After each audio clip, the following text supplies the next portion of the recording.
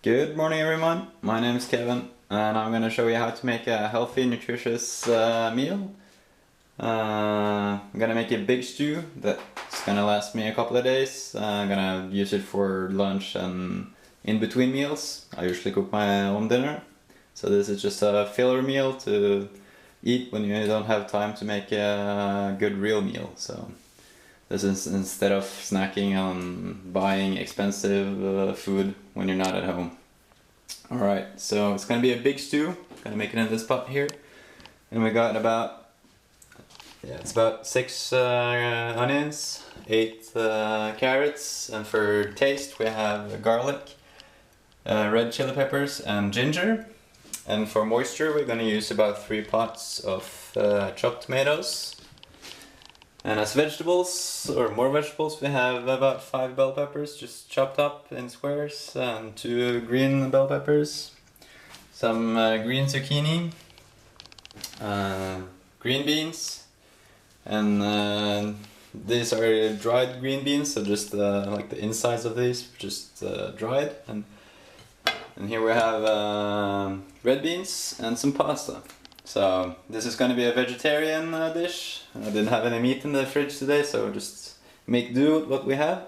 Yeah, these 3 are pre-cooked. The beans are pre-cooked for about 45 minutes, and the pasta is cooked for 8 minutes. And just it's boring to watch anything cook. So the order you want to do this in is just fry the onions and the carrots on medium to high temperature. Let's turn it on here. Just gonna give it a full blast in the start, and just let those sit for a couple of minutes until all the taste develops and stuff like that. And then you just toss in all the herbs or whatever. You can use other herbs if you want to, but I had the garlic and chili and ginger today. I really like ginger, so I try to keep it in the fridge. And when those have been simmering for a couple of minutes, or frying for a couple of minutes, you just add all the tomato, let it boil for a couple of minutes, and then you start adding the softer vegetables. And it's important to don't overcook them. So when you're starting to add the bell peppers and zucchinis and green beans, you're at the end of the cooking process, and it's about maybe 4 or 5 minutes left. Just give it to a good boil, and when it's boiled you just add all these ingredients, because these are pre-cooked, so you just need to heat them. And finish off with a big old lime. Just squeeze in all the juice from one lime, and yeah, it's gonna stay fresh and taste good for a really long time. So let's get started here. Alright, now the pot is getting quite hot, and I just want to add a couple of tablespoons of oil, not too much. And then we can add the onion. Just try to do this a little bit different, I think. The camera over here. Just add the garlic. No, the onions, sorry. Just mix them up. Make sure they don't get burned. I'm gonna show you when I think they're finished. You just want them glazed, like when they turn sloppy and golden almost, and shiny.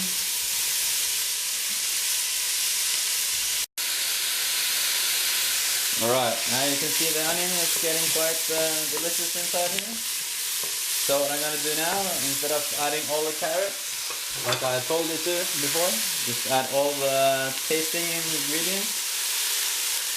So you can just fry them a bit so they don't taste too raw. So they can develop taste under the whole cooking time.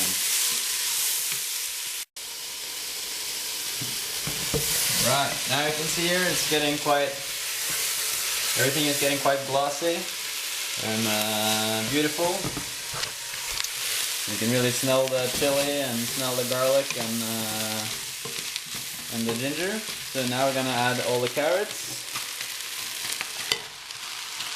inside, and we're gonna keep it stirring for about 3 or 4 minutes here before we do anything else.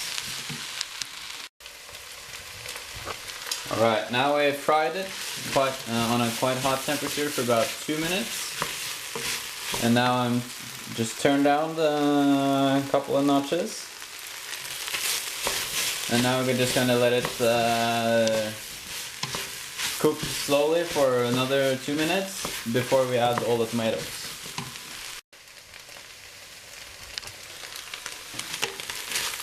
Now it's time for, now it's cooked a couple of minutes on a lower temperature, and the carrots are starting to turn, they're not finished yet, but they're getting there. So now it's time to add all the tomatoes, 3 cans of lovely chopped tomatoes.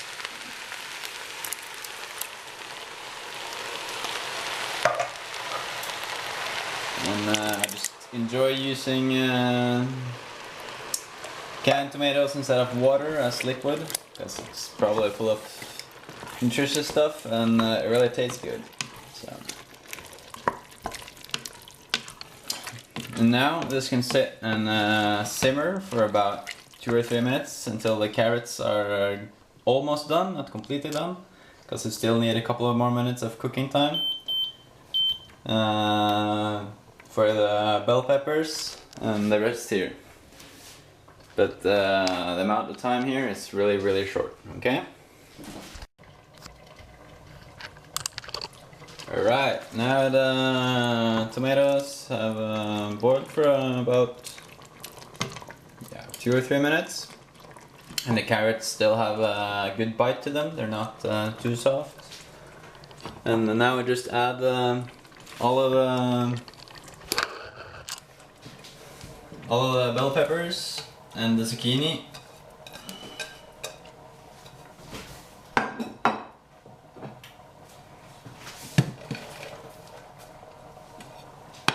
And just stir them in really good.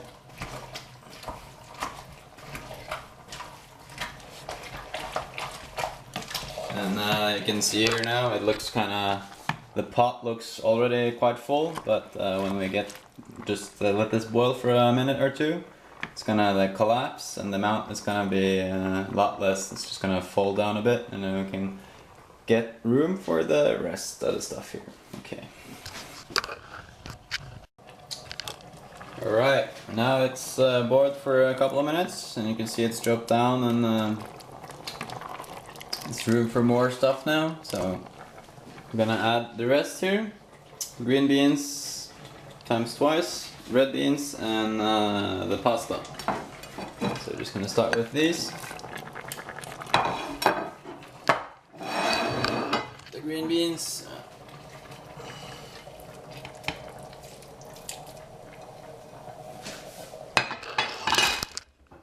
Oops. Camera almost went.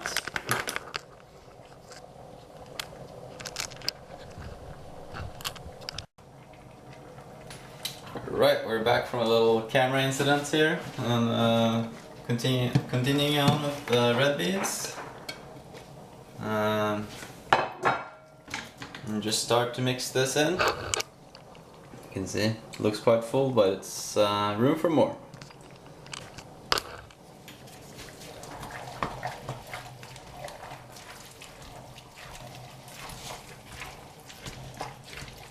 I'm just gonna mix this in here and then add the pasta at the very end, okay? Alright, now we added all the beans and stuff. And now it's time for the pasta. Last thing to go in the dish. Now it's crazy full outside here. Now it's almost too full. Okay, just gonna blend this in. Alright, now for the second to last thing, I'm gonna squeeze whole lime inside and mix it in. After I mixed in the pasta and just let it stay on the heat for less than 2 minutes. Just mix everything in. Everything is hot, so everything is cooking off of the heat inside the pot. You don't need to bring it to a boil. And after I put this lime inside, I'm gonna turn off the heat and just mix everything together. Because the heat kills not the acidity, but the freshness of the lime. So we're gonna keep the freshness going. Right.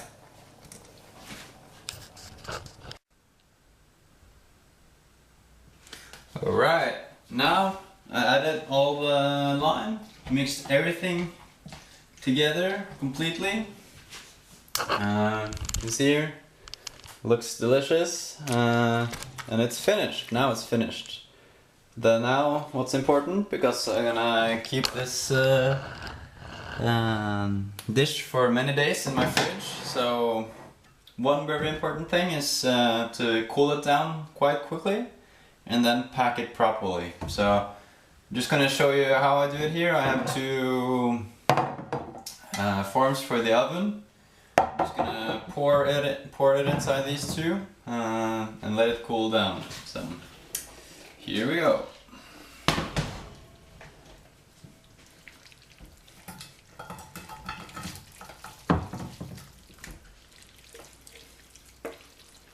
It smells delicious. And the best part, after all this work in the kitchen, you get to eat afterwards.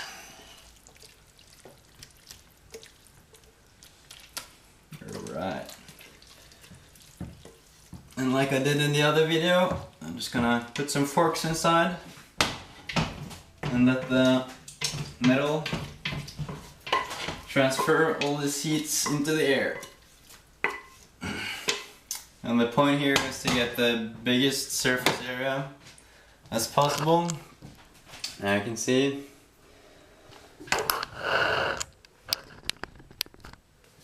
And now I'm gonna get a plate and help myself to serving. Well earned.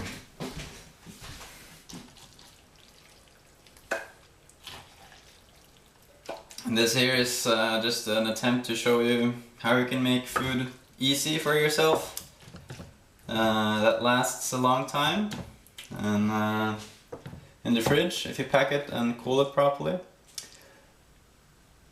And it's really easy to make. I don't have to be in the kitchen for I don't have to be in the kitchen until maybe 4 days to make this. So this is not a right way or the wrong way, it's just a simple way. So if you have any comments or you would have done it differently or have a better way to do it, faster way, more efficient way, cheaper way, just let me know. And I'm gonna try to make a couple of videos of this food stuff because it's quite fun. Alright, see you guys.